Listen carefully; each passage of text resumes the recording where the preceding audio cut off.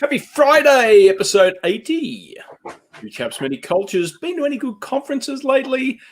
Of course, right now we're in this time we're probably not going to conferences, but there's a lot of virtual options and they've always been around. So we got us thinking about what makes a good conference. What do you look for when you go to a conference, and what you look for getting out of it, and what you look for in contributing? That's what we'll talk about coming up now.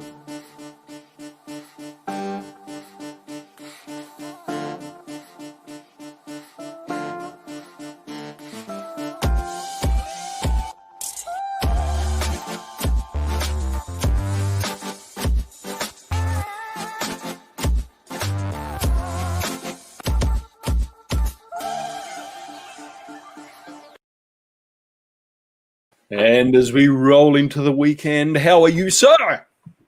I am excellent. Happy Friday to you, two chaps, many cultures. And today, in a little bit of a different format, we let's not only do this, let's also do that.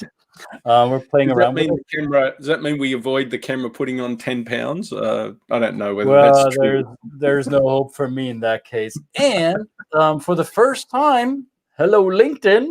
We're streaming two chaps, many cultures to my LinkedIn profile. So those of you who are watching via the LinkedIn, welcome everybody. Well, there's already two people who say hello from Chicago via LinkedIn.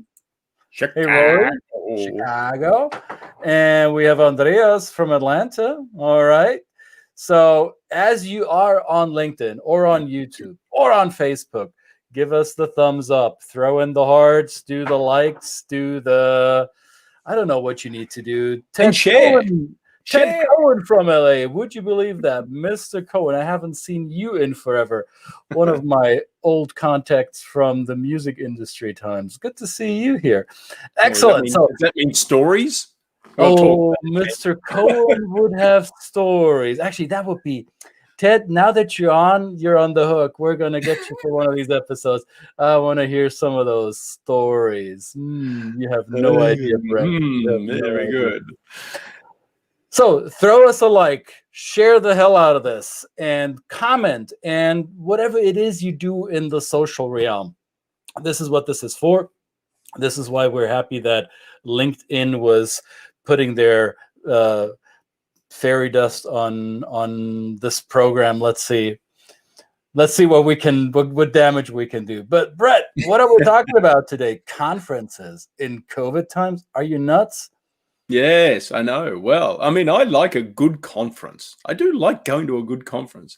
I guess everybody's got a different opinion on what makes a good conference. But I think having just gone through transferring what was essentially a live conference where people were going to show up into a virtual conference, which we've had to do, we've got some good takeaway. I think I've got some good takeaways coming or getting the feedback from the attendees into actually asking, how can we create what we did at this virtual conference and turn it into something we can do in a live conference, which I never expected. And it made me think about what really makes a good conference, what has made a good conference in the past.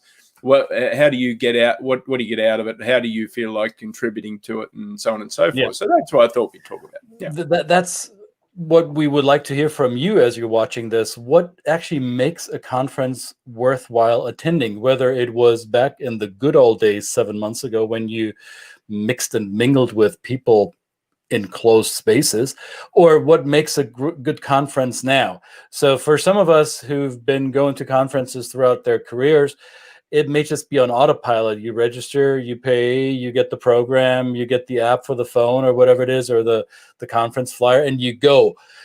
But what is it that makes a conference great? And as you were charged or challenged with transferring what used to be an in-person conference into an online conference, and by the way, excellent job on that, Brett.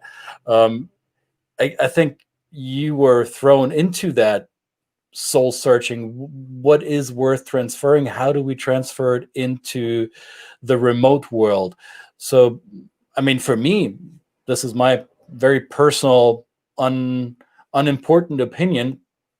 a good conference for me is when I make new connections, when I have the ability to exchange thoughts, ideas, business models, hear war stories, get best practices, learn. If I walk away from it having learned something new, then it was worth my while. And if I made new connections that could either further my business or further my mission, or if I made contacts whom I can contribute to make their lives better. So Ted here says, the ability to go in a corner to either meet for the first time or catch up. Right. Excellent. So to find a quiet space or a safe space where you can have an undisturbed interaction. Good Absolutely. point. What makes a good conference for you, Brett? I'm the same. Added to, of course, and you no doubt the same for you, is to connect, and as just mentioned by the comment, it is catching up with people that you know already too, right? And that is always, it's always good to see people in person.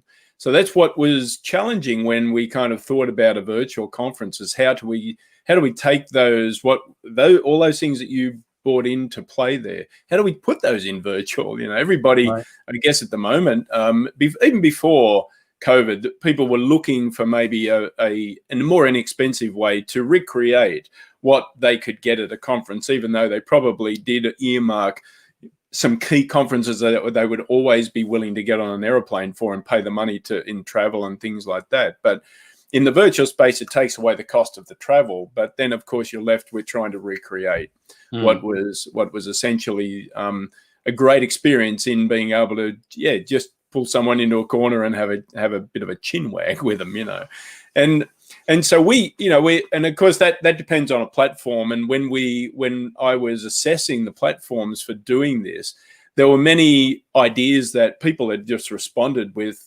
platforms that they thought was recreating that, but it seemed as though that they'd never been to a conference themselves. It just seemed they were trying to recreate a Zoom platform, and that's not a conference. This is this is an ongoing exchange of ideas and interaction, personal interaction with people.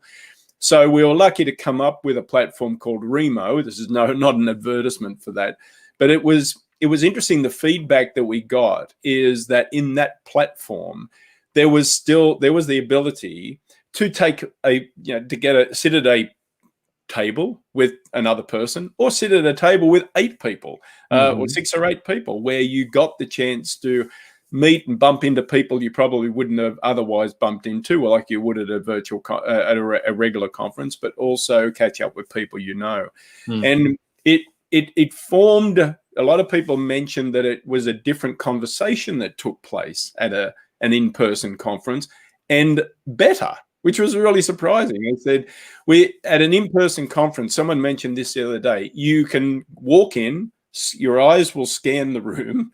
You will either see a group of people over there that are probably very well into a conversation that you don't want to interrupt. So therefore, I don't want to go over there. And then I don't know this one person, that group, and I don't know whether.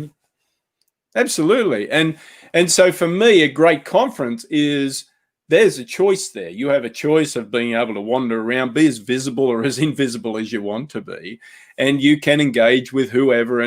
But what somebody said is that tends to imbue a conference with a little bit of groupthink, right? People tend to kind of stick with who they know and what they know in the conversations, which is safe. In this virtual space that we created, strangely enough, there was a little bit more of an extension of the comfort zone, where you found yourself sitting at a table with people you didn't know, and there's always that difficult kind of extracting yourself from the conversation. So maybe you would sit there, and and people were cognizant, because it was a video on a virtual table. People were cognizant of when somebody joined, that they immediately were aware that person had joined and brought them into the conversation. Right. You wouldn't stand there like a fifth wheel and waiting to budge in on an ongoing conversation. Everybody at the table would say, I see we have a new person to the group. Let's include you somehow. It was more of a, I think, more of an intentional process. And I like Ted's comment here. Oops, that Karen, we're going to get to you quick. Ted says the Bassomatic, and we're going to spin a wheel to speed date isn't really for him. And this is more seasoned conference goers will recognize that. A lot of the first time conference goers, and I was one of those too at some point, the spinning the wheel was really all that was about, collecting business cards, handing out as many as possible.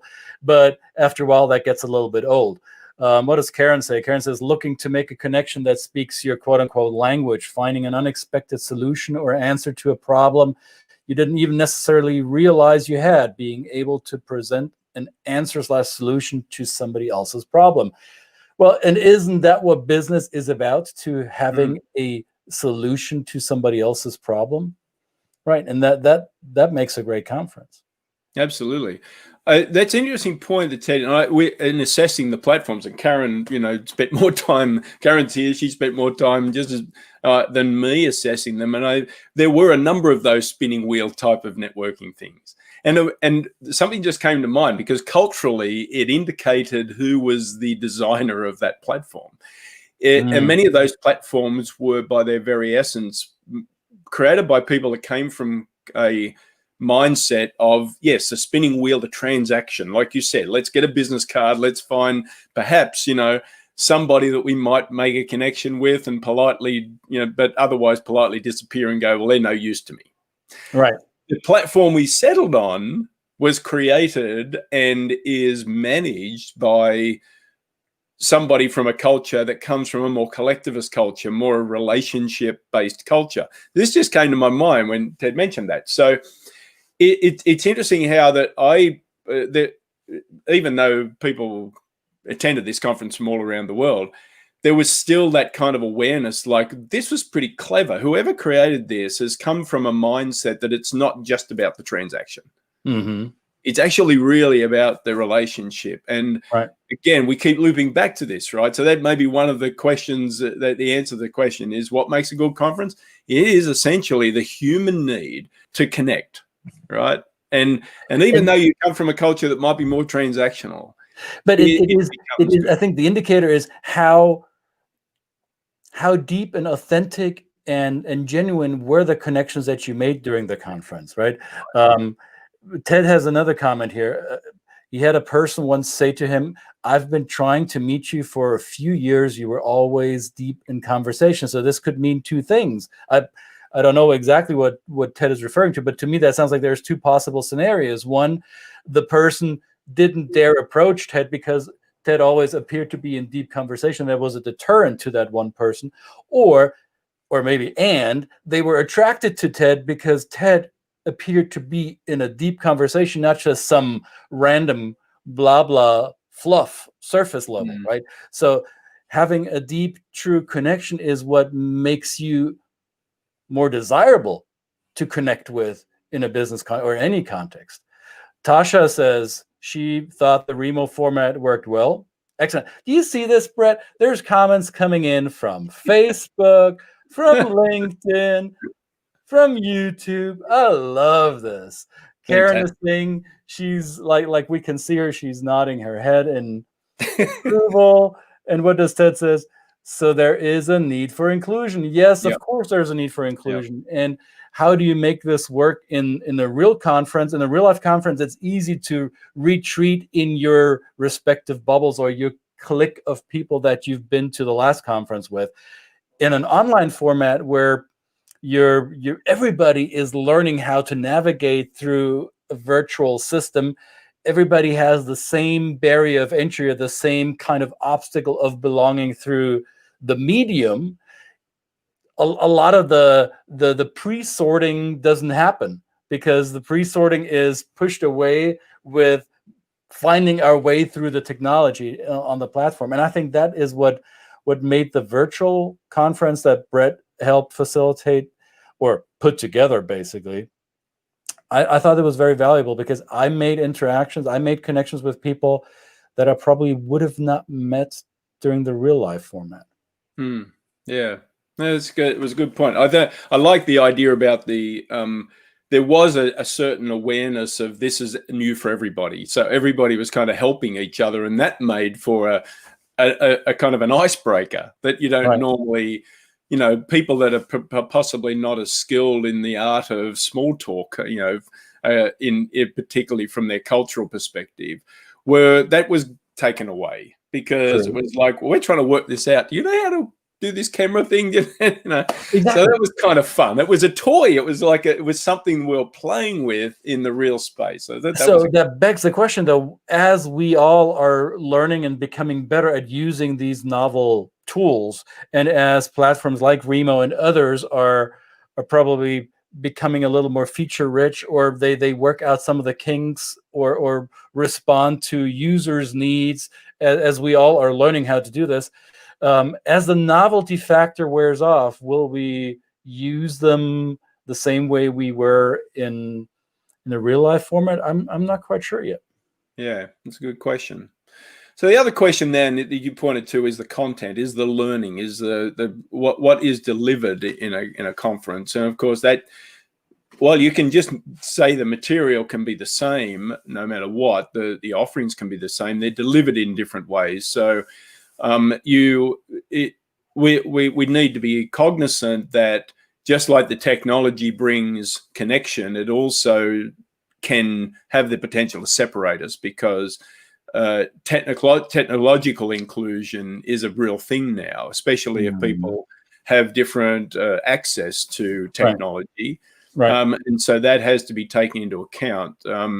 Just because somebody has a really good internet connection doesn't mean other people do. So, and that's and I'm very grateful that Brett is doing this program with me, even though my internet connection is so lousy, and I'm barely hanging on here on a thin thread. But thanks for including me. But I'm being tongue in cheek about this. This is very much an issue, especially in countries like the US, where both of us are located, where you would think that broadband technology has reached mass market penetration, and it's nowhere near that, depending on where you live and what socioeconomic backgrounds you hail from.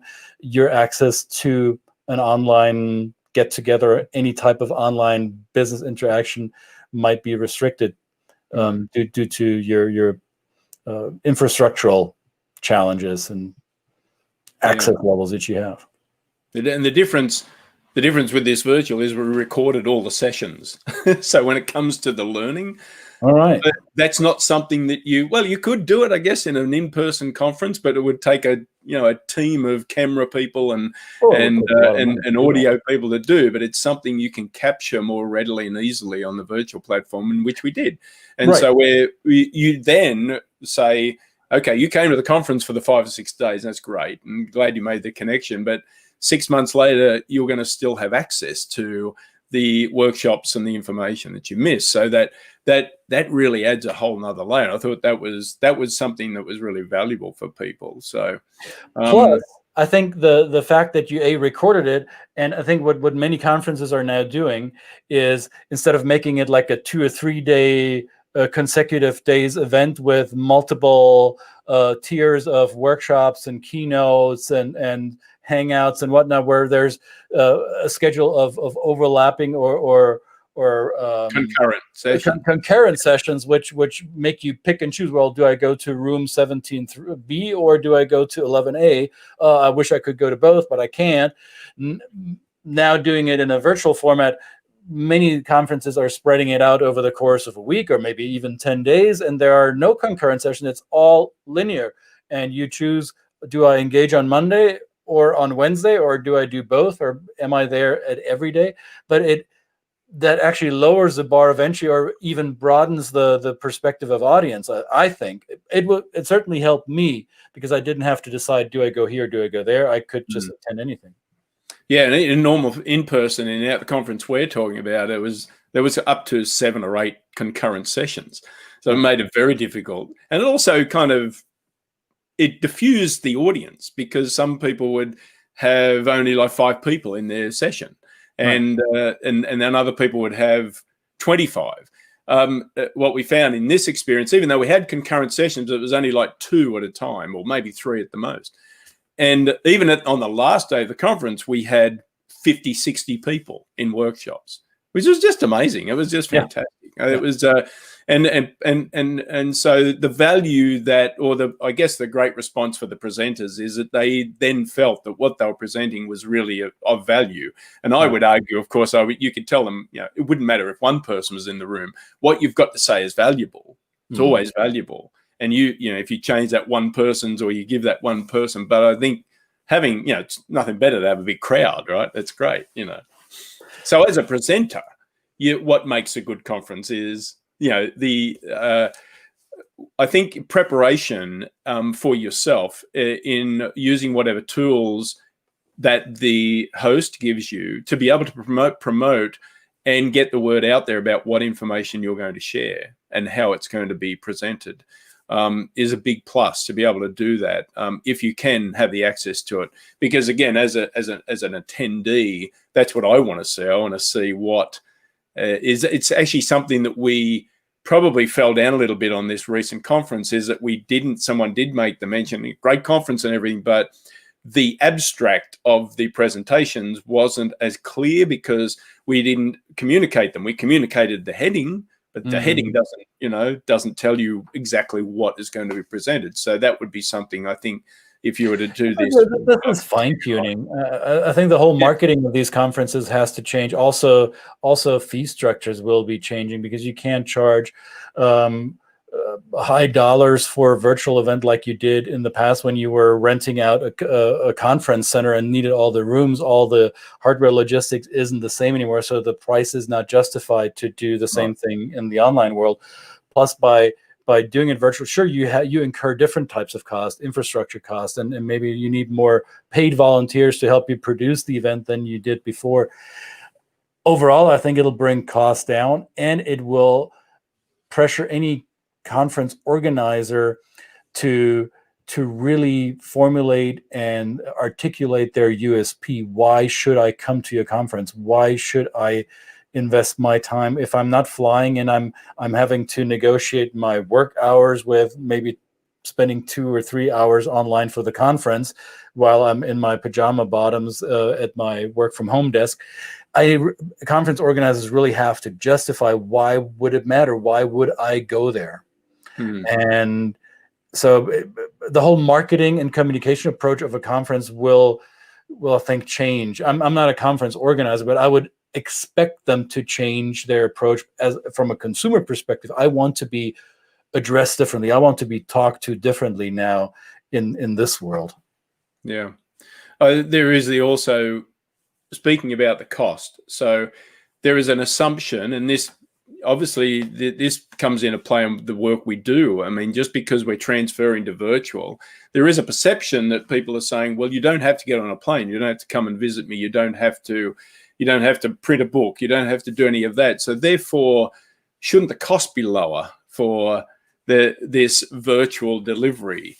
And I would argue that there's probably a valid point, but then that doesn't mean that you're still not getting the same value out of it. So that becomes, as a conference organizer, that balance between what's a fair fee for entrance is good, but this brings in the opportunity to make an argument to sponsors to say, I love going to a conference where there's a lot of contributing sponsors that are bringing their products and services that I can have a look at, and I can talk to somebody and ask them whether it's, and assess whether it's worth me investing in their business at least in what they're offering.